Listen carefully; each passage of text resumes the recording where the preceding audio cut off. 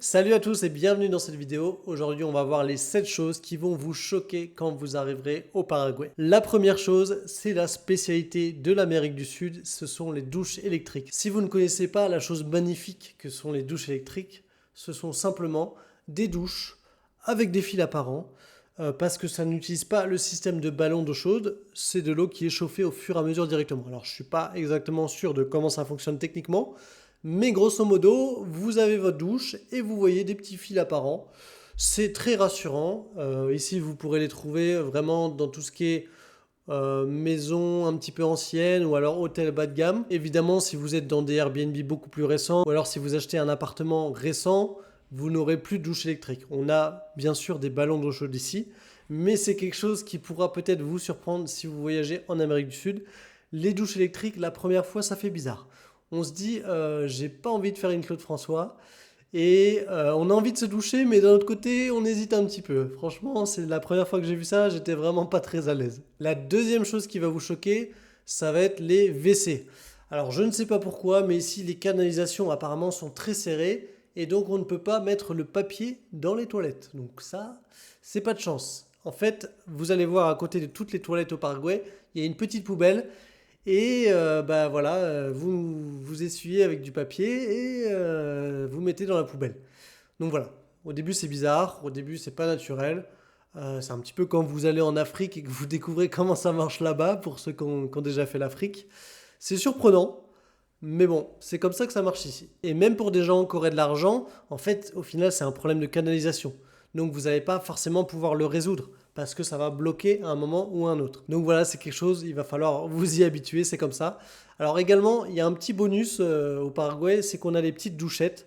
Moi, je trouve ça vraiment pas mal. Niveau hygiène, c'est top. Je comprends pas pourquoi on n'a pas ça en France. Il y en a au Japon, il y en a ici. Je sais pas forcément dans les autres pays. Mais ça, en tout cas, c'est très pratique. Et même pour nettoyer sa salle de bain, franchement, c'est top. Le troisième point qui va vous choquer au Paraguay, ça va être l'obésité et la malbouffe. Moi, je m'attendais pas du tout à ça en venant ici. Mais c'est vrai qu'il y a un vrai fléau au niveau de l'obésité au Paraguay. Donc, dans les quartiers les plus pauvres, tous les restaurants que vous allez trouver, ça va être des restaurants de mauvaise qualité, que ce soit des hamburgers, un équivalent de kebab, etc., des grillades, mais c'est des choses qui sont extrêmement grasses. Également, les empanadas, moi j'adore, je trouve ça super bon, mais c'est très gras, ça fait grossir. Dans les supermarchés, vous allez voir des boissons gazeuses absolument partout, des montagnes comme ça. Moi, ça m'a vraiment choqué au début, je m'attendais vraiment pas du tout à ça. Vous pourrez même trouver des bouteilles de coca de 3 litres. Donc pour vous dire, ici, c'est l'empire des boissons gazeuses. Les gens boivent énormément de boissons gazeuses. Le quatrième point qui va vous choquer, ça va être la pauvreté et les enfants qui travaillent dans la rue. Alors même si le Paraguay c'est très beau, même s'il y a des quartiers riches, même si en tant qu'expatrié, on va vivre un petit peu différemment que les locaux, bah, il faut quand même être conscient de la réalité. Le Paraguay, c'est un pays pauvre. Il n'y a pas forcément d'aide de l'État comme en France. Donc les gens se démerdent pour travailler. Et on a des familles qui sont très pauvres. Et ben, les enfants vont travailler également. Et quand je dis les enfants, c'est pas des enfants de 10-12 ans. Ça peut être des enfants même parfois à partir de 5 ans qui vont travailler. Ils vont se mettre au feu rouge. Ils vont vendre des fruits et légumes. Voilà, il y en a qui font le pare-brise également. Il y a plein de petits métiers comme ça, de petits jobs. Et au début, bah, ça fait bizarre. Ça fait bizarre parce qu'en France, on ne connaît pas forcément ça. Je pense que c'est très rare de voir ça en France. Ça peut arriver, mais c'est très rare. Donc voilà, c'est quelque chose qu'il faut être conscient. Moi, ça m'a un peu touché quand j'ai vu un petit gamin qui voulait me vendre un truc, qui devait avoir 6 ans. Voilà, c'est bizarre au début. C'est pas confortable, quoi. Tu te sens un petit peu mal pour ces personnes. La cinquième chose qui va vous choquer, c'est l'état des routes au Paraguay. Alors grosso modo, les routes ici, elles sont complètement défoncées. Non seulement la conduite est un petit peu sportive, mais en plus de ça, le deuxième danger, c'est qu'il faut esquiver les trous dans la chaussée. Donc ça, c'est dû à plusieurs choses. Bah déjà, les routes ne sont pas forcément très bien entretenues par le gouvernement, parce que ça demande un sacré budget. Il y a très peu de péages au Paraguay, il y en a quelques-uns, mais ça coûte quasiment rien. Donc, on a un gros trou dans le budget. Et le Paraguay, c'est quand même un pays qui a des ressources en termes économiques. On fait beaucoup d'exportations, de production d'électricité, mais on a le problème de la corruption, donc il y a beaucoup d'argent qui disparaît. Donc les routes ne sont pas forcément très bien entretenues. Vous aurez beaucoup de routes défoncées avec des trous. Ça, c'est un vrai problème. La deuxième raison également, c'est que le Paraguay est un pays dans une zone subtropicale. Ce qui veut dire qu'en été, Quand il pleut, ça fait pas semblant, ça pleut vraiment très fort. Et donc, comme les routes sont pas forcément en très bon état, voilà, je suis pas expert en route, hein, mais j'imagine que l'eau s'infiltre en dessous, que ça fait des craquements dans le béton, et du coup, ça abîme les routes simplement. Le sixième point qui va vous choquer si vous venez ici, ça va être la nature. Ici, c'est vraiment incroyable.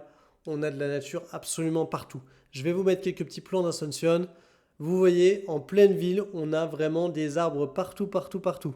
Donc ça, c'est quelque chose, au début, on ne s'y attend pas. On ne sait pas comment une capitale qui est quand même grande, Asunción, c'est quand même une grande ville, peut être aussi verte. Moi, c'est quelque chose d'unique que j'adore à Asunción, qui fait vraiment que c'est une ville un petit peu différente de toutes les capitales que vous pourrez voir. Et oui, c'est choquant parce que nous, on a l'habitude d'avoir des villes bétonnées avec des parcs. En fait, ici, il y a des arbres absolument partout. Donc ça, c'est choquant, mais dans le bon sens du terme, on va dire. Et enfin, on va terminer par le septième point qui va vous choquer, vous surprendre. C'est que quand vous voulez avoir votre permis au Paraguay, vous n'êtes pas forcément obligé de passer l'examen de conduite. Si vous le passez dans Asunción, là, vous devrez passer l'examen. Mais il vous suffit d'aller dans une petite ville de banlieue ou même une petite ville plus loin. Vous pouvez payer directement pour avoir votre permis. Donc vous n'aurez pas d'examen de conduite. Donc pour certains, ça va être un inconvénient. Mais au final, moi je trouve qu'il n'y a pas... J'ai jamais vu d'accident jusqu'ici. Bon, il y en a forcément, mais moi j'en ai pas vu. Je me suis pas senti en insécurité vis-à-vis des voitures, même si ça part un petit peu dans tous les sens. Je trouvais que c'était quand même... que ça se goupillait bien, grosso modo. Donc voilà, si vous voulez avoir votre permis au Paraguay, vous allez payer environ 50 euros. Il faudra faire un petit examen médical et vous aurez votre permis, vous pourrez circuler librement. Attention ici, il faut toujours mettre ses feux, sinon vous allez vous faire arrêter et ils vont vous mettre une amende parce que vous n'avez pas vos phares en plein jour. Donc voilà, c'est un petit peu surprenant qu'on puisse acheter son permis, que ce soit le permis auto, moto. Je connais même un mec qui a fait le permis bus, vous pouvez faire permis d'engin de chantier, vous pouvez tout faire, vous pouvez tout acheter. Donc voilà, c'est un petit peu surprenant. Ici au Paraguay, il y a tout à un prix. Vraiment, tout peut s'acheter.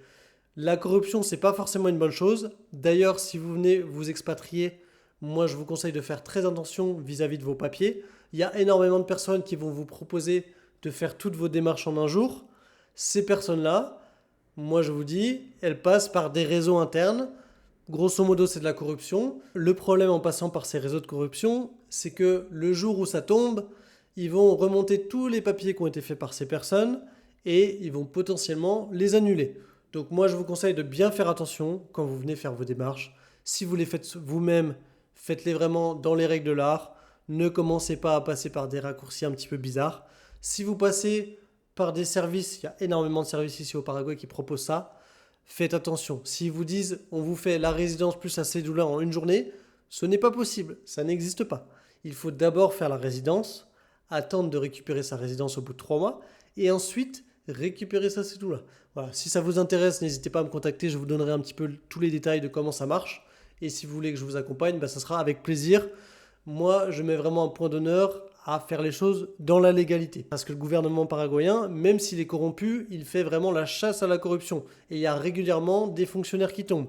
Et à chaque coup qu'un fonctionnaire tombe, la loi, elle se renforce et il vérifie tout ce qui a été fait par la personne. Donc s'il vous plaît, quel que soit votre choix, faites vos papiers sérieusement, c'est quelque chose de super important pour pas vous mettre dans des problèmes sur le long terme. Ça sera peut-être légèrement plus contraignant, légèrement plus long, mais au moins vous n'aurez rien à vous reprocher et vous n'aurez absolument zéro problème sur le long terme, vous serez tranquille. Vous pourrez vivre votre vie sur place sans vous inquiéter de ce qui a été fait sur vos papiers. Voilà, en tout cas, j'espère que cette petite vidéo sur les 7 faits choquants du Paraguay vous aura plu. Si c'est le cas, n'hésitez pas à me le dire en commentaire.